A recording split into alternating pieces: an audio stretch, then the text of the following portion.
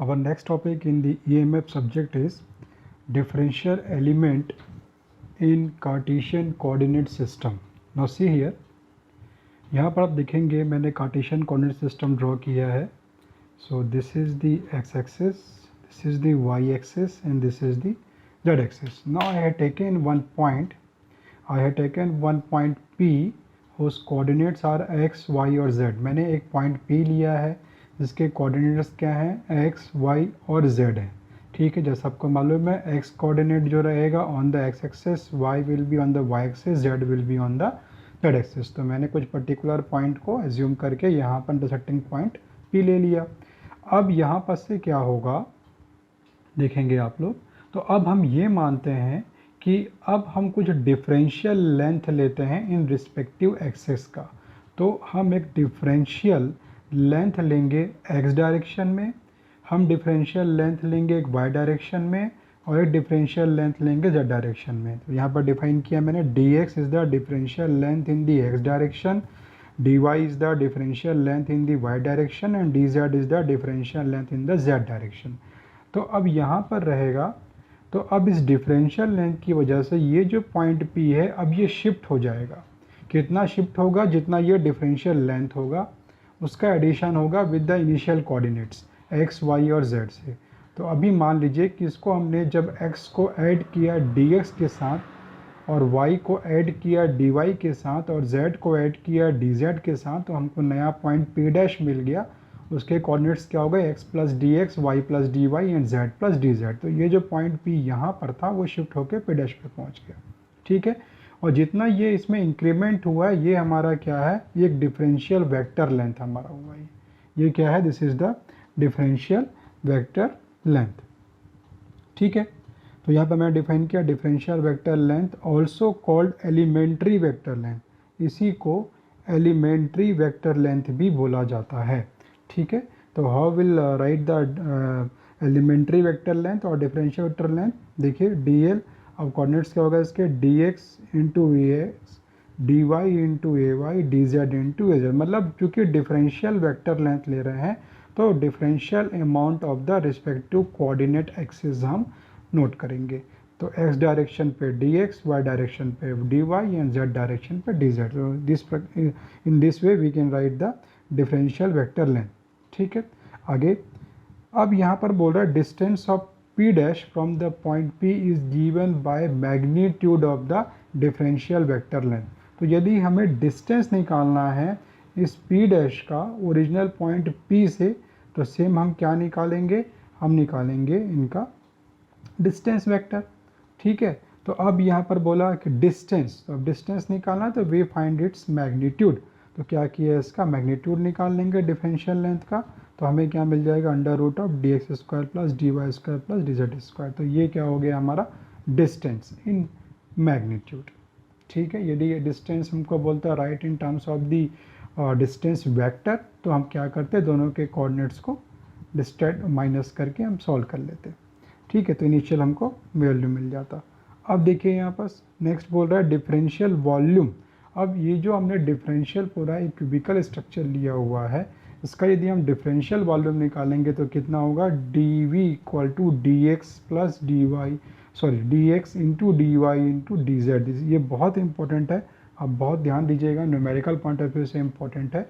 Differential volume of the Cartesian coordinate system are given as dx into dy into dz. ये हो गया differential length, ये हो गया differential length magnitude, the distance of the P dash from point P and this is the differential volume.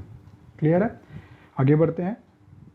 अब देखिए, अब यहाँ पर यदि हम बात करें तो ये जो हमको दिख रहा है डिफरेंशियल सरफेस एरिया हमको निकालना है. ये बहुत इंपॉर्टेंट है differential surface area. Basically again यदि मैं आपको बोलूँ तो न्यूमेरिकल पॉइंट ऑफ व्यू से इंपॉर्टेंट है. तो how will find the differential surface area? Differential surface area will be given as ds into an. an is what? a unit vector normal to the differential surface area. तो ds क्या है? Differential surface area of the element. जो भी हमारा element रहेगा उसके एक particular surface को जब हम लेंगे इसी को क्या बोलेंगे? Differential surface. और उस सरफेस के नॉर्मल जो यूनिट वेक्टर होगा उसको डिफाइन करेंगे ए एन से, उसको डिफाइन करेंगे हम ए एन से, ठीक है।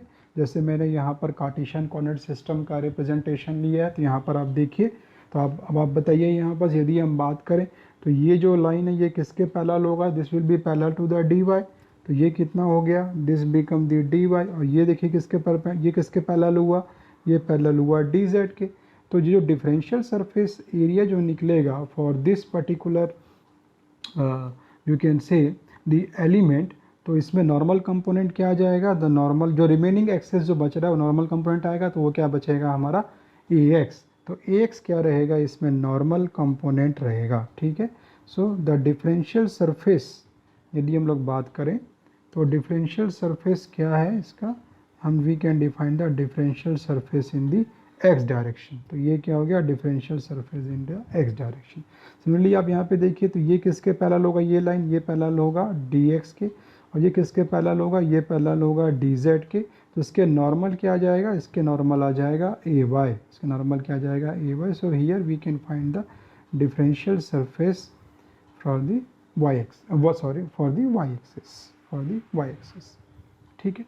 And also in this same fashion we can find the differential vector surface along the, or you can say normal to the z axis। so यहाँ देखिए आप, ये किसके पैरेलल हुआ, ये लाइन किसके पैरेलल हुई, ये पैरेलल हो गया y के, तो dy, ये किसके पैरेलल हुआ, ये पैरेलल हुआ x के, तो उसको बोलेंगे dx। तो इसमें नॉर्मल क्या आएगा, इसमें नॉर्मल आ जाएगा az, तो इसमें नॉर्मल क्या आएगा, इसमें नॉर्मल आएगा az, तो Az will be the normal component, normal unit vector to this differential surface area, ठीक है। जो differential surface area लिए इस नॉर्मल क्या आएगा, Az आएगा। so here we can find the differential surface vector normal to the z direction, normal to the z direction we can find, ठीक है, clear। so we can define here if I'll write here the dxx will be given as the differential